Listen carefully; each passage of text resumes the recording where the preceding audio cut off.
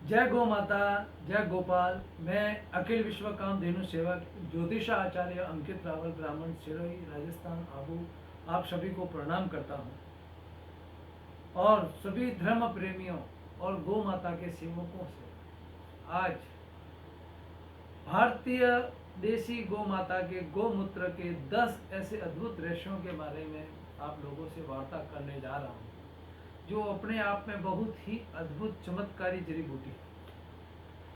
वर्तमान में आप लोगों ने देखा होगा,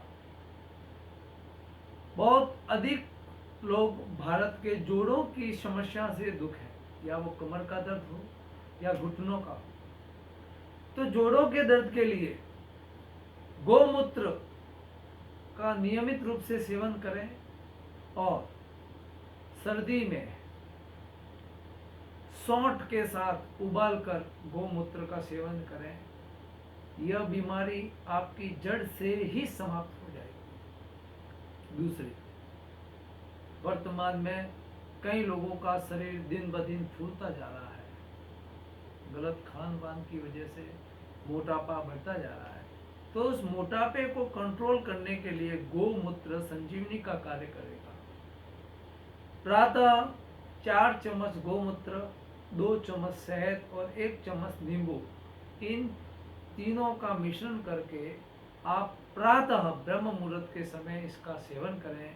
देखते ही देखते 15 से 20 दिन में ही आपको बहुत ही चमत्कारी रिजल्ट देखने को प्राप्त हो जाएगा।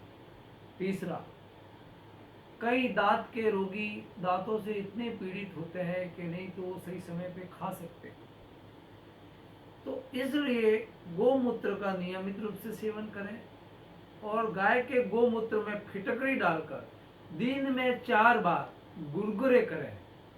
तो देखते ही देखते कुछ ही समय में, कुछ ही घंटों में दर्द गायब हो जाएगा और भविष्य के लिए नियमित अगर इसको 30 दिन तक किया जाए तो जड़ से ही दांतों की समस्याओं का समाधान हो जाएगा। भारतीय एलोपैथिक के पास पीलिया की बीमारी का इलाज नहीं है। पीलिया का कई डॉक्टर इलाज करते हैं, पर किसी के पास पीलिया का 100% कोई ट्रीटमेंट नहीं है। तो गाय का गौमूत्र हमें पीलिया के रोगी को 200 ग्राम नियमित रूप से उसमें फिटकरी डालकर, फिटकरी डालने का मतलब है फिटकरी उसमें हिलानी है और उस गौमूत्र को उसमें से निकालना है। और 200 से 250 ग्राम अगर पीलिया का मरीज 15 दिन तक पिए तो उसके पीलिया की जिंदगी भर की समस्या समाधान हो जाएगा। चट्टा, आप लोगों ने देखा होगा, कई लोग कब्ज से परेशान हैं, कई प्रकार की कब्ज होती है। कई लोगों को एसिडिटी होती है, कब्ज से गैस होती है, पाचन क्रिया कम वजह से कई प्रकार के आफड़े आते रहते हैं। तो पेट के रोगी को 3 तोला गौमूत्र छान कर उसमें 1 चम्मच नमक और 1 चम्मच नींबू मिलाकर, नमक की मात्रा कम कर दी जाए, अगर ज़्यादा खारा लग रहा है तो उसमें नमक की मात्रा कम की जाए और वो या तो स्वाद अनुसार कह सकते हैं, और उसको बराबर हिलाकर उसका सेवन किया जाए तो ये समस्या जड़ से निकल जाएगी। लगभग वर्तमान में गले के कैंसर से, गुटखे के रोगी जो गुटखा खाते हैं वो गले के कैंसर से पीड़ित है। अगर कैंसर का रोगी, वो कोई भी कैंसर हो, जो कैंसर का रोगी अगर नियमित रूप से गौमूत्र, गौमाता का गौमूत्र का सेवन करता है प्रतिदिन कम से कम 100 ml, और उसमें एक चने जितना गोमय रस मिक्स करके उसका सेवन करता है, तो देखते ही देखते उसको चमत्कारिक रिजल्ट प्राप्त होना प्रारंभ हो जाएंगे। आपने देखा होगा कई प्रकार की चमड़ी के रोग, यहाँ खुजली आती है, यहाँ खुजली आती है, यहाँ खुजली आती है।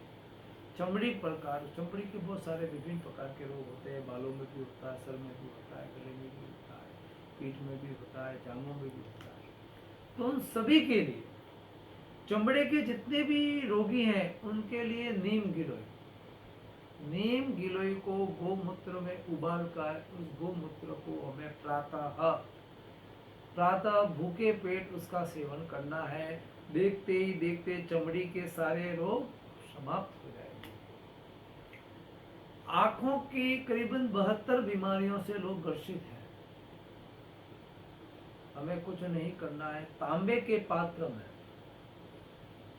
गोमूत्र को उबालना है। 1 लीटर गोमूत्र को जब आप उबालेंगे तो 5 लीटर बच जावे। उसको ठंडे करके हमें 1 चम्मच प्रातः ठंडे पानी में डालकर उस पानी से हमें नियमित रूप से आंखें धोनी है। आंखों की समस्याएं दूर हो जाएगी। उसी गोमूत्र, तांबे में जो बचा हुआ गोमूत्र है, उस गोमूत्र की 1 चम्मच में 1 चम्मच शहद डालकर प्रातः और साय, रात को सोते समय और सुबह 1 बूंद इधर और 1 बूंद इस आंख में डालने से आंखों की लगभग बहुत सारे रोग उससे नष्ट हो जाते हैं। जिनके नंबर है बड़े बड़े भारी, वो भी धीरे धीरे कवर हो जाते हैं। तो आप देख सकते हैं कि किस प्रकार गोमूत्र चमत्कार का काम कर रहा है, और हम लोग व्यर्थ का डॉक्टरों के पीछे चक्कर लगा रहे हैं। मैं ये नहीं कहता कि नहीं लगाने चाहिए, भले लगाओ। जिसके पास जामे जितनी बुद्धि झाके और बताए, संत बुरा न मानिए बहुत कहाँ से लाए। पर ये छोटे घरेलू नुस्खे हैं जो आदि अनंत काल से हमारे ऋषि मुनि इसका प्रयोग करते आ रहे हैं। आप इसे अपने जीवन में अवश्य उतारें और गौ माता द्वारा इस गोमय अमृत का सेवन अवश्य करें। जय गौ माता, जय गोपाल।